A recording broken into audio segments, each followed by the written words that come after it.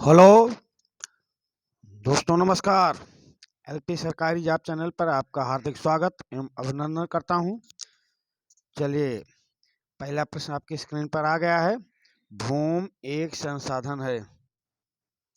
भूमि एक संसाधन है, प्राकृतिक है या मानव निर्मित है या सौर ऊर्जा निर्मित है या कोई नहीं। उत्तर देने का प्रयास करें। भूमि एक संसाधन है। चलिए भाई, बताने की कोशिश करें।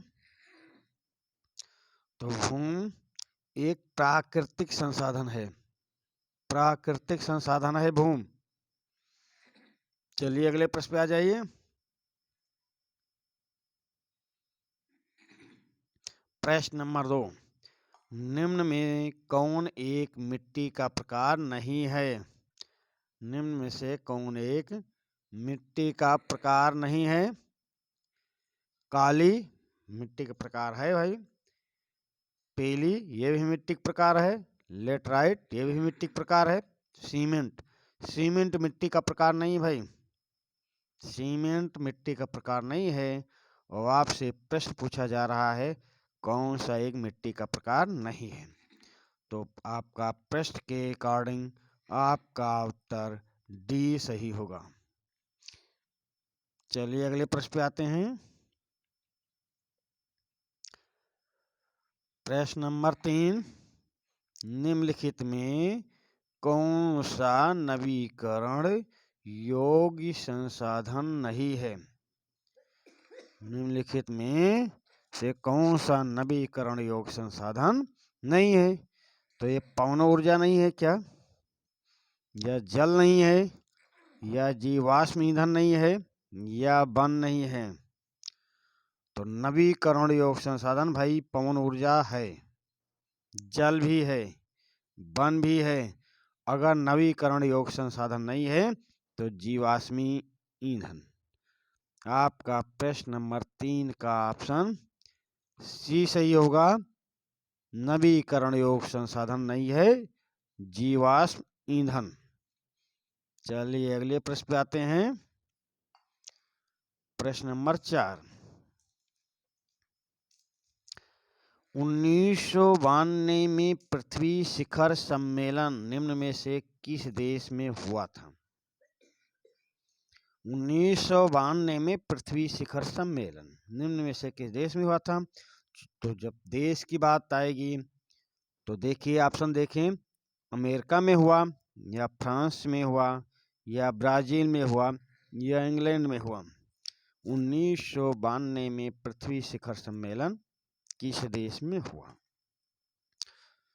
तो ये जब देश की बात आ रही तो हम आपको बताते हैं 1992 का पृथ्वी शिखर सम्मेलन ब्राजील में हुआ था। आपका उत्तर सी सही होगा, ब्राजील। साथ में अगर आपसे पूछा जाए 1992 का पृथ्वी शिखर सम्मेलन कहाँ हुआ और ब्राजील नहीं दिया गया है, तो ब्राजील के एक प्रदेश रियो डी जेनेरो, ब्राजील का ही प्रदेश है, रियो डी जेनेरो में हुआ था ये 1992 का। रियो डी जेनेरो में हुआ था। ब्राजील रहे तो सही है, ब्राजील नहीं है, रियो डी जेनेरो रहे तब सही है। तो 1992 में पृथ्वी का शिखर सम्मेलन किस देश में हुआ। ब्राजील में। कहाँ पर हुआ। ब्राजील के रियो डी जेनेरो शहर में हुआ। अब आप समझिए इस प्रश्न का उत्तर। चलिए अगले प्रश्न पे आ जाते हैं। प्रश्न नंबर 5, निम्न में से जैव संसाधन कौन सा है। निम्न में से जैव संसाधन कौन सा है। ये चट्टानें हैं, या मृदा है, या वनस्पति है, या जगत खनिज है। चट्टान, मृदा, वनस्पति, जगत, खनिज। तो आपसे पूछा जा रहा निम्न में से जैव संसाधन कौन सा है। जिसमें जीव हो वही जैव संसाधन है। तो आप ऑप्शन देखने से आपको पता चल गया होगा कि जैव संसाधन कौन सा है। तो जैव संसाधन है वनस्पति जगत। वनस्पति जयगत जैव संसाधन कहलाएगा। चलिए अगले प्रश्न पे आते हैं। अगला प्रश्न, लेटेराइट मिट्टी निम्न में से किस राज्य में पाई जाती है? लेटेराइट मिट्टी निम्न में से किस राज्य में पाई जाती है? तो महाराष्ट्र में पाई जाती है, या तमिलनाडु में, या गुजरात में, या फ्रांस में? लेटेराइट मिट्टी सर्वप्रथम सबसे ज्यादा कहाँ पाई जाती है? आपसे ये पूछा जा रहा है, उत्तर देने का प्रयास करें भाई। लेटेराइट मिट्टी किस राज्य में पाई जाती है? तो हम आपको बताते हैं, लेटेराइट मिट्टी पहले नंबर पे तमिलनाडु में पाई जाती है, दूसरे नंबर पे केरल में, तीसरे नंबर पे कर्नाटक में, चौथे नंबर पे आंध्र प्रदेश में पाई जाती है भाई। पहले नंबर पे तमिलनाडु, दूसरे नंबर पे केरल, तीसरे नंबर पे कर्नाटक, चौथे नंबर पे आंध्र प्रदेश।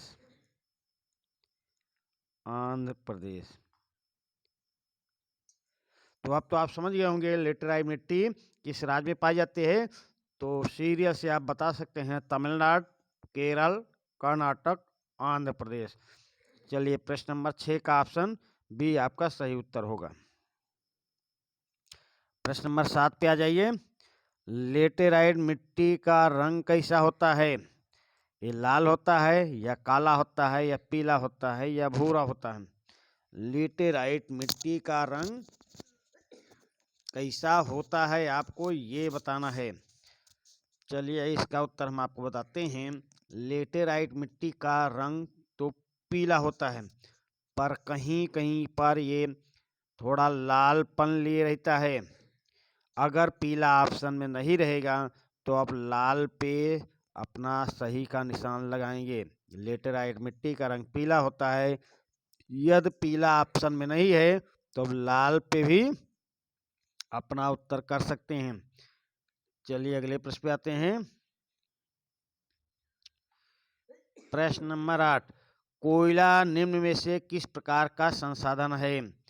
अजैव संसाधन है, या प्रवाह संसाधन है, या अनवीकरण योग्य संसाधन है, या नवीकरण योग्य संसाधन है? कोयला निम्न में से किस प्रकार का संसाधन है, आपसे ये प्रश्न पूछा जा रहा है।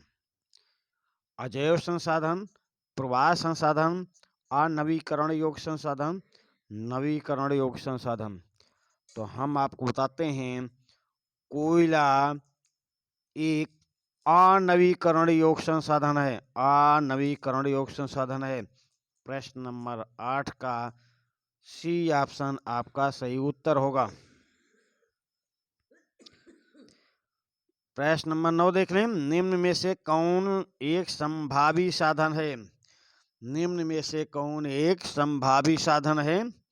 ये कोयला है, या पेट्रोलियम है, या पवन ऊर्जा है, या बॉक्साइट है? संभावी मतलब भविष्य में साधन बन सकता है। तो ऑप्शन पे ध्यान दें। कोयला साधन चल रहा है भाई अभी वर्तमान में, तो ये नहीं हो सकता। पेट्रोलियम चल रहा है, ये नहीं हो सकता। पवन, हाँ पवन एक संभावी साधन बन सकता है। तो आपका ऑप्शन सी आपका सही उत्तर होगा। निम्न में से कौन एक संभावी साधन है? पवन ऊर्जा एक संभावी साधन है। प्रश्न नंबर 9 का ऑप्शन सी आपका सही उत्तर होगा, पवन ऊर्जा।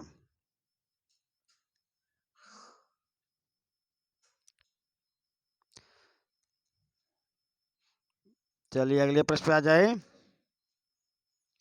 निम्न में से कौन सा एक व्यक्तिगत संसाधन नहीं है?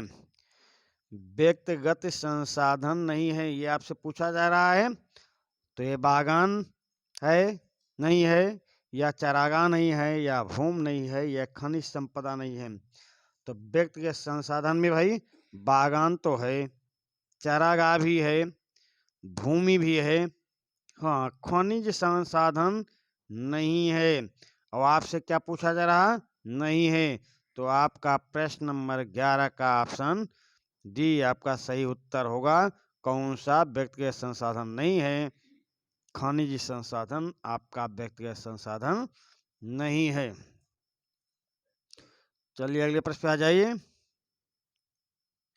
रियो डी जेनेरियो में पृथ्वी शिखर सम्मेलन का आयोजन किस वर्ष हुआ? देखिए इससे मिलता जुलता प्रश्न अभी ऊपर आया था, इसके पहले प्रश्नों में आया था, हम उसमें विधिवत समझाने की कोशिश किया था। इस प्रश्न को हम देख लेते हैं। रियो डी जेनेरियो में पृथ्वी शिखर सम्मेलन का आयोजन किस वर्ष हुआ? ये वर्ष 1972 में हुआ, या 1992 में, या वर्ष 1979 में, या वर्ष 1998 में? तो उत्तर बताने का प्रयत्न करें भाई कि ये शिखर सम्मेलन कब हुआ था, रियो डी जेनेरियो। तो चलिए हम बताते हैं, रियो डी जेनेरियो दक्षिण, रियो डी जेनेरियो ब्राजील का एक शहर है। इस शहर में 1992 में पृथ्वी शिखर सम्मेलन हुआ था, 1992 में। तो आप समझ गए, ब्राजील के शहर रियो डी जेनेरियो में पृथ्वी शिखर सम्मेलन का आयोजन 1992 में किया गया था। आपका ऑप्शन बी आपका सही उत्तर होगा। प्रश्न नंबर 13 देख लें भाई। पर्वतों पर मृदा अपरदन का क्या साधन है? पर्वतों पर मृदा अपरदन का क्या साधन है? पवन है, हिमनद है, जल है, पश्चारण है? तो आप पहले तो ये सोच लें कि पर्वतों पर बारिश कौन सी होती है? हिमनद, हिम की बारिश। पर्वतों पर मृदा अपरदन का साधन कौन हो सकता है? हिमनद। पर्वतों पर मृदा अपरदन का साधन हिमनद हो सकता है भाई। आपका प्रश्न नंबर 13 का ऑप्शन बी आपका सही उत्तर होगा। पर्वतों पर मृदा अपरदन का साधन हिमनद है। चलिए अगले प्रश्न पे आ जाइए। प्रश्न नंबर 14, लाल पीली मिट्टी कहाँ पाई जाती है? लाल पीली मिट्टी कहाँ पाई जाती है? आपको इसका उत्तर बताना है कि लाल पीली मिट्टी कहाँ पाई जा रही है। उत्तर देने का प्रयत्न करें भाई। ये दक्कन के पठार पे पाई जाती है, या मालवा के प्रदेश में, या ब्रह्मपुत्र घाटी में, या थार रेगिस्तान में? लाल पीली मिट्टी कहाँ पाई जाती है? दक्कन के पठार में, या मालवा प्रदेश में, या ब्रह्मपुत्र घाटी में, या थार रेगिस्तान में? चलिए हम आपको इसका उत्तर बताते हैं। लाल पीली मिट्टी दक्कन के पठार में पाई जाती है। आपका प्रश्न नंबर 14 का ऑप्शन ए आपका सही उत्तर होगा। अगले प्रश्न पे आ जाएं। प्रश्न नंबर 15, निम्नलिखित में से कौन सा नवीकरण योग्य संसाधन नहीं है? निम्नलिखित में से कौन सा एक नवीकरण योग्य संसाधन नहीं है? तो ये नवीकरण योग्य संसाधन कौन नहीं है? जीवाश्मी ईंधन। जीवाश्मी ईंधन का मतलब है कोयला। जीवाश्मी ईंधन का मतलब है कोयला। तो निम्नलिखित में से कौन नवीकरण योग्य संसाधन नहीं है? जीवाश्मी ईंधन। चलिए अगले प्रश्न पे आते हैं। देखिए उसी से मिलता जुलता प्रश्न आ गया है। कोयला किस प्रकार का संसाधन है? कोयला किस प्रकार का संसाधन है? उत्तर देने का प्रयास करें भाई। कोयला किस प्रकार का संसाधन है? अजैव संसाधन है, या प्रवाह संसाधन है, या अनवीकरण योग्य है, या नवीकरण योग्य है? तो चलिए बताने की कोशिश करें। चलिए हम इसका उत्तर आपको बताते हैं। कोयला किस प्रकार का संसाधन है? अनवीकरण योग्य संसाधन है। अनवीकरण योग्य संसाधन। प्रश्न नंबर 16 का ऑप्शन सी आपका सही उत्तर होगा, अनवीकरण योग्य संसाधन। प्रश्न नंबर 17 पे देख लीजिए। प्रश्न नंबर 17 का उत्तर देने का प्रयास करेंगे। चाय की खेती के लिए कौन सी मिट्टी उपयुक्त है? चाय की खेती के लिए कौन सा मिट्टी उपयुक्त है? भाई उत्तर देने का प्रयास करें।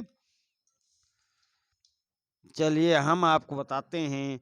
चाय की खेती के लिए उपयुक्त मिट्टी है लेटराइट मिट्टी।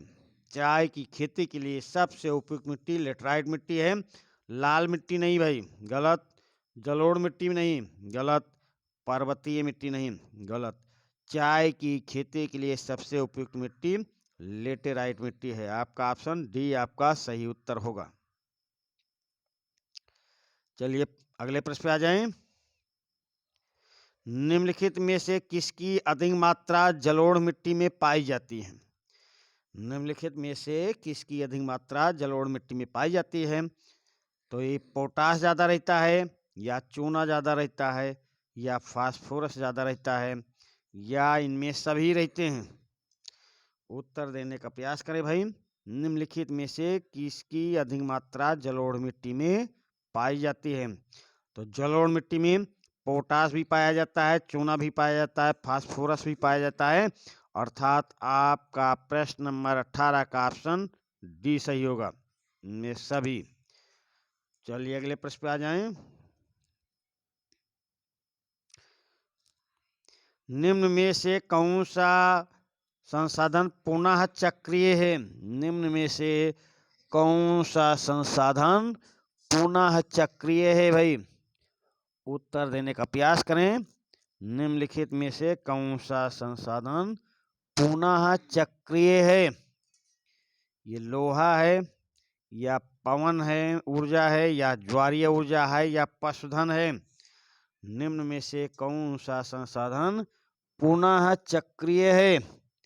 उत्तर देने का प्रयास करें भाई। तो हम आपको बताते हैं, पुनः चक्रीय संसाधन लोहा है।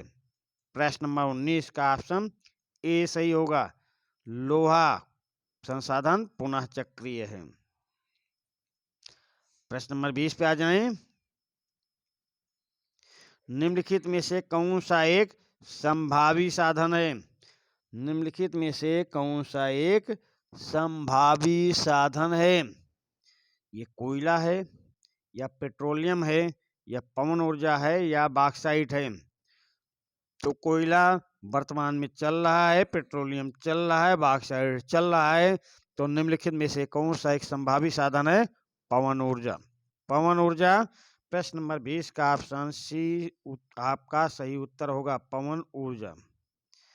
चलिए अगले प्रश्न पे आ जाइए। संसाधन कितने प्रकार के होते हैं? आपको ये बताना है संसाधन कितने प्रकार के होते हैं। इसका उत्तर देने का प्रयास करें भाई। संसाधन कितने प्रकार के होते हैं? चलिए भाई उत्तर देने की कोशिश करें। संसाधन कितने प्रकार के होते हैं? 2 प्रकार, या 3 प्रकार, या 4 प्रकार, या 5 प्रकार? संसाधन कितने प्रकार के होते हैं? इसका उत्तर आप देने का प्रयास करें। चलिए भाई बताने की कोशिश करें, संसाधन कितने प्रकार के होते हैं। चलिए भाई इसका उत्तर हम आपको बताते हैं कि संसाधन कितने प्रकार के होते हैं। तो संसाधन 4 प्रकार के होते हैं। संसाधन 4 प्रकार के होते हैं। और यदि क्वेश्चन रहे सामान्य आधार पर संसाधन कितने प्रकार के होते हैं, तो सामान्य आधार पर संसाधन कितने प्रकार के होते हैं, तो आप उत्तर में लिखेंगे 2। संसाधन कितने प्रकार के होते हैं अगर प्रश्न ऐसा पूछा जा रहा है, तो संसाधन 4 प्रकार के होते हैं।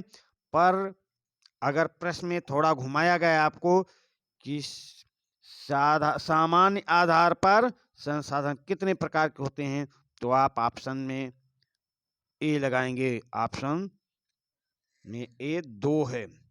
तो संसाधन कितने प्रकार के होते हैं? 4 प्रकार के। सामान्य आधार पर संसाधन कितने प्रकार के होते हैं? 2 प्रकार के। जैसा आपका प्रश्न है उस हिसाब से आप उत्तर देने की कोशिश करेंगे। चलिए प्रश्न नंबर 22 पे आ जाएं।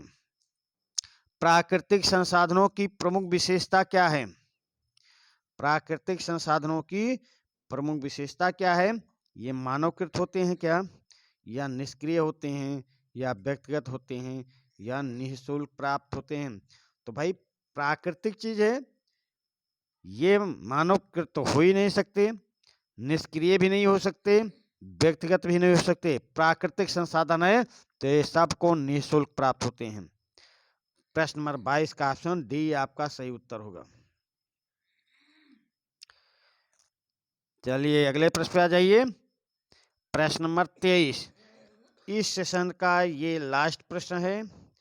हम आपसे रिक्वेस्ट करते हैं कि आप इस चैनल को अपने दोस्तों के बीच शेयर करें और लोकप्रिय बनाएं।